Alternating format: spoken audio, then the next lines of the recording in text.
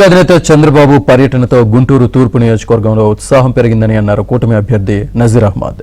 అంబేద్కర్ నగర్లో ఎన్నికల ప్రచారం నిర్వహించిన ఆయన సైకిల్ గుర్తుకు ఓటు వేయాలని కోరారు. కూటమి మేనిఫెస్టోని ప్రజలకు వివరించారు. గుంటూరు నగరం అభివృద్ధి చెందాలంటే కూటమి విజయం సాధించాలని అన్నారు.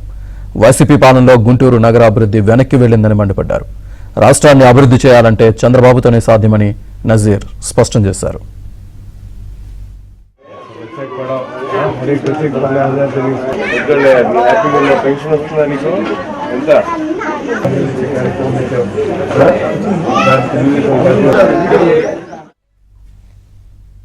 ప్రజలందరూ కూడా మీ అందరూ కూడా కోరుతా ఉన్నాం.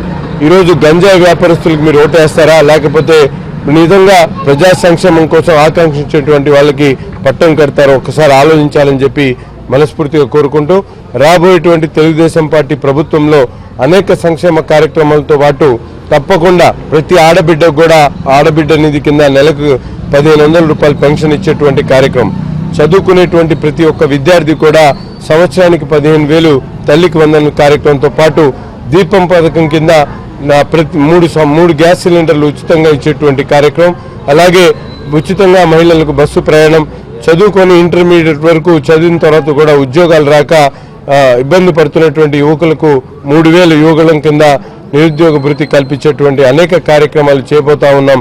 ప్రజలు ఈరోజు చంద్రబాబు నాయుడు గారికి అలాగే పవన్ కళ్యాణ్ గారిని ఆశీర్వదించి తప్పకుండా ఈ నియోజకవర్గంలో కూడా నన్ను మొహమ్మద్ నసీర్ అనే నన్ను కూడా తెలుగుదేశం పార్టీ గుర్తు సైకిల్ గుర్తు మీద ఓటేసి అలాగే పెమ్మసాని చంద్రశేఖర్ ఎంపీ అభ్యర్థి గారిని కూడా అఖండ మెజార్టీతో గెలిపించాల్సిందిగా కోరుతాను.